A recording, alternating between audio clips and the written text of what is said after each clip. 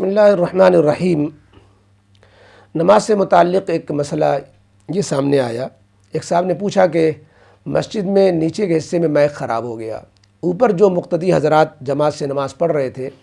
ان کو آواز نہیں پہنچ رہی ہے، اور وہ اب اندازے سے وہ اپنے رکوع سجدے مکمل کر رہے ہیں، اور امام کے سلام پھیرنے کے بعد انہوں نے بھی سلام پھیر دیا۔ تو اب ایسی صورت میں یہ پتہ نہیں چلا کہ ہمارا رکوع امام کے ساتھ ہوا کہ نہیں ہوا، سجدہ امام کے ساتھ ہوا نہیں ہوا، تو اب نماز ہوگی نہیں ہوگی؟ جواب یہ ہے کہ مائک خراب ہونے کے وقت اولاً تو اگر یہ معلوم ہو جائے مقتدیوں کو جو نیچے ہیں تو انہیں تکبیر بلند آواز سے کہنا شروع کر دینا چاہیے، چاہے وہ شروع سے تکبیر بلند آواز سے نہ کہہ رہے تھے، لیکن جب مائک خراب ہو گیا تو ایک آدمی اس میں زور سے تکبیر کہنا شروع کر دے تاکہ اوپر لوگوں کو کنفیوژن نہ ہو۔ لیکن اگر نہیں کیا کسی نے اور جو لوگ مقتدی اوپر کے حصے میں تھے دوسری منزل میں ان کو آواز نہیں پہنچ رہی تھی، وہ اندازے سے اپنے ارکان ادا کر رہے تھے، قیام، رکوع، سجود، جلسہ، تحیات بالسلام، تو اس میں یہ دیکھا جائے گا کہ اگر انہوں نے امام کے پیچھے پیچھے اپنے تمام ارکان ادا کر لیے ہیں تو نماز ہو جائے گی، بشرطے کہ کوئی رکن بالکل سے نہ چھوٹا ہو۔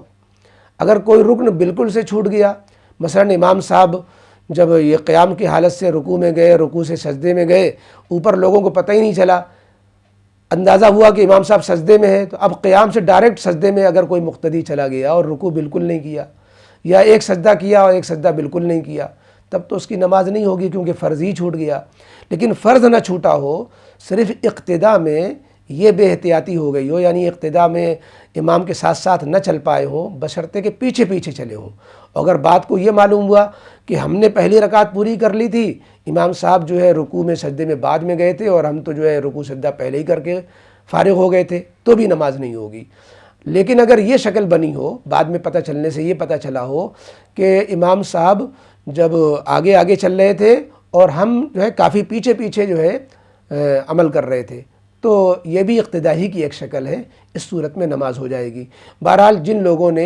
اپنے تمام ارکان امام کے پیچھے ادا کر لیے اندازے سے صحیح، تو ان کی نماز مکمل ہو گئی، دہرانے کی ضرورت نہیں ہے۔ اور جنہوں نے کوئی رکن بالکل چھوڑ دیا یا امام کے رکن سے پہلے پورا رکن کر کے فارغ ہو گئے اور امام ابھی اس رکن میں گیا ہی نہیں تھا، تو پھر اس کی نماز نہیں ہوگی، اس کو دہرانا ہوگی، یہ مسئلہ ہے۔